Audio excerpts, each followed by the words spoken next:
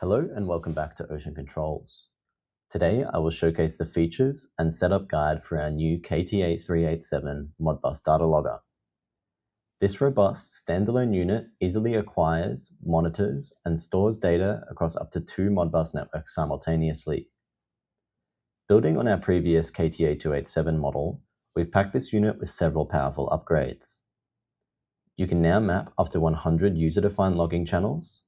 It features 2 independent user-configurable RS-485 serial ports, alongside a versatile digital input and output interface. A major standout feature of this 387 is the built-in Wi-Fi access point, which hosts an embedded web server. This intuitive configuration web page allows you to easily manage logging intervals, set up automatic file generation, and view a live diagnostic dashboard right from your browser. Because it operates entirely locally, you can get everything configured without needing any specialized proprietary software with your PC or phone. All of your data is securely saved as CSV files on a micro SD card, and the device can be powered via a standard 7 to 27 volt DC supply or a convenient USB-C connection. Next, I'll be walking you through the complete step-by-step setup guide. To configure our KTA-387, we need to connect to the hosted access point. The access point will run for 30 minutes after power up. Alternatively, you can hold the button on the PCB down for 3 seconds or until the first red LED lights up. Once the orange LED is flashing, the access point can be connected. Go to your PC or mobile phone's Wi-Fi settings and log into the KTA-387 network. The default password is OC password. Navigate to this IP address. Firstly, we are presented with the dashboard page. We can circle back here to verify our configuration. Beginning with the system configuration page, here we can set our serial port mode or settings. Also, we have access to set the logging behavior and real-time clock, which we can sync directly to our local time. For details on what each of these fields do, we offer a detailed manual on our web page. Once you have configured your serial ports and logging settings, we can move to the channels page. Here is where we set up which devices and addresses are to be logged. To create a new channel, select this button. Firstly, the channel name will act as a label in your logging files to be printed on the header row.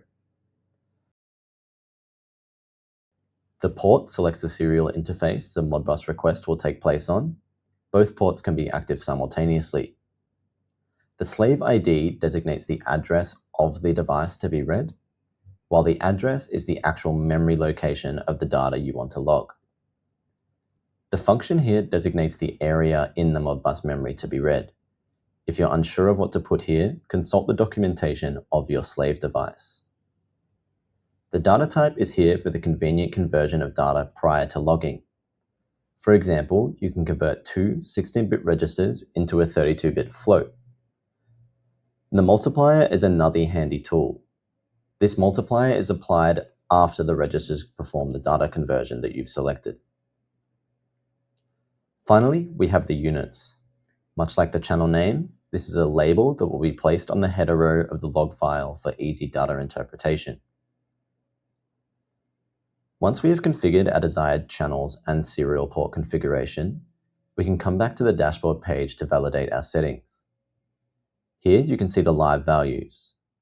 Note these will only update after all channels have been polled and the query period has taken place. Go back to the system configuration page to have a look at your query period.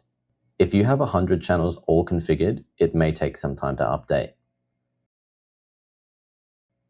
We also have our status value here, which will indicate if the address has been successfully polled. If not, it will indicate the last response error.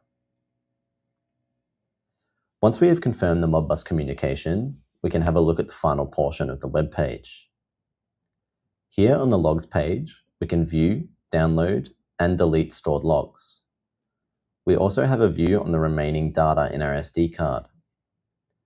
Note this web page is only suitable to download small files less than 100 megabytes. In the event you need to download a large file, load the SD directly into a computer or phone. If you have any questions or concerns, please contact us directly. We are the OEM of this product and are happy to implement custom features for your requirements. We're also here to assist with any technical queries you may have.